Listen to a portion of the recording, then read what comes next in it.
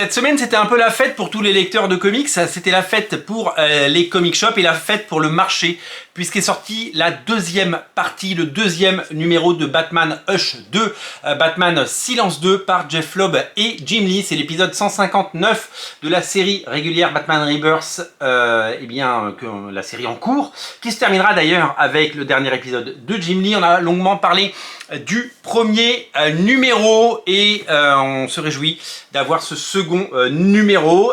Jim Lee de retour au dessin sur Batman pour la suite de sa série culte Batman Silence. Il n'en fallait pas moins pour que le marché s'anime et pour que le marché se réjouisse. Pourquoi? Parce que c'est un formidable succès, on l'a dit. Le premier numéro s'est vendu à plus de 450 000 exemplaires. C'est énorme. Alors oui, il y a énormément de variantes cover. Oui, il n'y a pas 450 000 lecteurs qui ont acheté Batman Hush. Moi, j'ai moi-même, personnellement, j'ai dû acheter 4 ou 5 variantes cover parce que c'était un événement et parce que c'est ce qui fait vivre les comics depuis plus de 30 ans. Ceux qui disent il y en a marre des variantes, eh ben oui, il y en a peut-être marre des variantes, mais le marché des comics depuis le début des années 90, et on est quand même en 2025, c'est les variantes cover. Et parce que on est un public de collectionneurs, un public d'amateurs, des gens qui vont en boutique, des passionnés, et on est prêt à dépenser plusieurs fois 4,95 €, et c'est ce que j'ai fait, puisque ça coûte 4,99 € d'ailleurs, 5 $, 5 € pour ce numéro. Et même 1 € de plus pour la couverture de Andy Kubert, parce que j'avais pris beaucoup de variantes cover du premier numéro. J'en ai pris qu'une seule du second numéro. J'ai pris celle de Andy Kubert parce que j'adore ce dessinateur depuis toujours, depuis qu'il a repris les X-Men après Jim Lee. Et donc c'est marrant de voir que, maintenant que c'est un pilier chez DC Comics, Andy Kubert, c'est lui qui fait une variante cover. Donc voilà, ils ont à peu près le même statut de superstar et ce sont des gens fabuleux. Batman Silence 2, c'est une formidable nouvelle pour l'ensemble du marché, et c'est une formidable nouvelle pour les lecteurs, parce que c'est tout ce qu'on réclame depuis des années, c'est tout ce qu'on demande, c'est de la qualité, ce sont des événements. On s'en fout de ces crossovers que vous nous faites chaque année, on s'en moque, on s'en cogne. Nous, ce qu'on veut, c'est retrouver le goût des comics. Les années 90 ont été très largement critiquées par énormément de gens. Les années 90 ont vu naître un nombre incalculable de talents, un nombre incalculable de dessinateurs de génie, évidemment Jim Lee et puis toute la génération Image Comics, Todd McFarlane, Marc Silvestri et tous les autres, mais bien sûr tous ces dessinateurs comme Travis Charest, Frank Whiteley, Lee Bermejo, des dessinateurs Simone Bianchi, J. Scott Campbell, tous ces dessinateurs fabuleux, Joey Madureira, Humberto Ramos, qui sont nés artistiquement dans les années 90, ils sont de retour et ils nous montrent que c'est eux les patrons, c'est eux les tauliers, c'est eux qui font que les gens se déplacent dans les boutiques, achètent des comics, en font des succès, et c'est eux qui drivent le marché clairement. Alors, moi je suis hyper amateur de ça, j'ai lu des critiques assez négatives sur le run en disant ouais, pour le moment c'est pas folichon. J'ai vu des trucs un petit peu bizarres.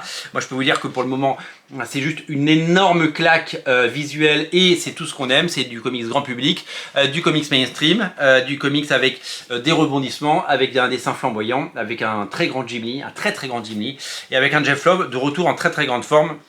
Et vraiment, il n'y a rien à dire sur ce récit, c'est un perfect, c'est tout simplement fabuleux. Quand on vous dit que, on lit très souvent, on lit des commentaires, et je vous retrouve là-dessus, on lit des commentaires de gens qui disent ouais, peut-être qu'il faudrait moins de production et plus de qualité. Alors c'est une évidence, il y a beaucoup trop de comics qui sortent. Les comics ça a toujours fonctionné comme ça, énormément de choses qui sortent tous les mois, chez tous les éditeurs, des dizaines et des centaines de comics qui sortent tous les mois, et à la fin, l'histoire se souvient de quelques comics qui sont réédités en album, en omnibus, en absolute, dans toutes les éditions que vous voulez, dans tous les hardcovers de la Terre. Ça, c'est évidemment que ça va rentrer dans l'histoire, évidemment que ça va bien entendu arriver, mais aujourd'hui, le marché, malheureusement, il est comme ça. Il faut qu'il y ait un flux, et dans le flux, il y a des choses qui vont être bonnes.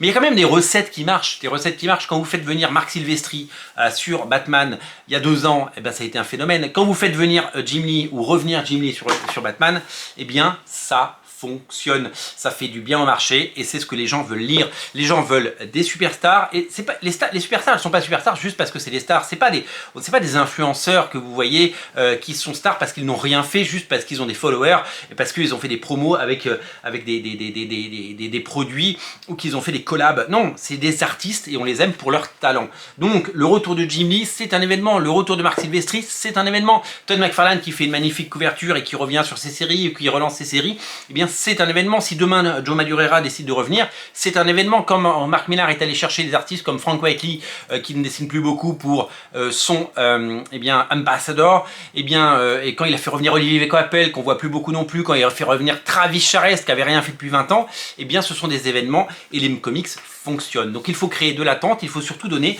aux fans, aux lecteurs, à nous, parce que avant de faire ces vidéos, je suis avant tout un énorme lecteur de comics, vous le savez, un énorme passionné. Eh bien, il faut tout simplement avoir eh bien, ces talents. Demain, peut-être, pourquoi pas, un retour de Joe Madureira sur une série. Hein. Vous savez, il était revenu faire du Spider-Man, il avait fait du Wolverine, il avait même fait du Inhumans. Pourquoi il pourrait revenir peut-être l'année prochaine, dans 2 ans, pour une autre série. Peut-être J. Scott Campbell, qui ne fait que des couvertures depuis des années, eh bien, il pourrait refaire quelques intérieurs. Un jour, ce serait formidable qu'il nous fasse un album, ce serait exceptionnel. Voilà, il y a énormément de talents, et puis tous ces talents récents qui font que le marché est ce qu'il est. Évidemment, il y a les légendes comme Jim Lee, comme Andy Kubert dont je vous ai parlé, et tous ces gens, mais des dessinateurs récents, quand ils reviennent au dessin, c'est un événement. Moi, par exemple, j'ai acheté eh bien, le Daredevil dont je vous ai parlé, j'ai fait un page à page là-dessus, le Daredevil Cold Day in Hell, c'est ça, voilà, et c'est lui qui l'a dessiné, Steve McNiven, voilà. Donc quand on a ces talents, quand on a ces grands artistes, quand on a ces auteurs qu'on aime, là, on parle d'un retour de Grant Morrison avec peut-être Frank Whiteley au dessin, peut-être sur Batman, ce serait absolument formidable d'avoir même une histoire courte, même un graphic novel, un truc de 100 pages, ce serait exceptionnel d'avoir ces auteurs sur cette série, vraiment. On se réjouit, voilà, des titres comme ça fait vendre des comics, ça fait venir les gens en boutique, et ça fait animer le marché, et c'est surtout que ça répond à une demande, la demande des titres qu'on souhaite et qu'on veut. Batman Silence, moi j'ai acheté ça pour 5 €, j'ai acheté ça pour 6 €, donc 11 €, et j'ai acheté la très grande édition, comme pour le premier numéro. Regardez, c'est le même épisode, mais en très très grand, et alors j'adore, je vais prendre les 6, hein. Ça coûte 15 balles, alors il y a une version plus chromée qui coûte 20 balles, moi j'ai pris l'édition normale, donc on est à 6 €. Plus 15 €, enfin on est à 26 €. J'ai dépensé 26 € cette semaine dans Batman Hush, donc voilà. Et je prendrai certainement la version française à sa sortie chez Urban. Peut-être pas la version, on verra si je prends la version, en tout cas je ferai un test. Voilà, et là on a des pages, je veux dire, les pages de Jim Lee en super grand. Et, enfin les gars, c'est tout simplement génial. C'est exceptionnel. Enfin, si Urban un jour décide de faire des très grands albums comme ça, moi j'y vais quoi. Je veux dire, imaginez un album en dur de cette taille-là, avec ces types de dessins, c'est tout simplement génial.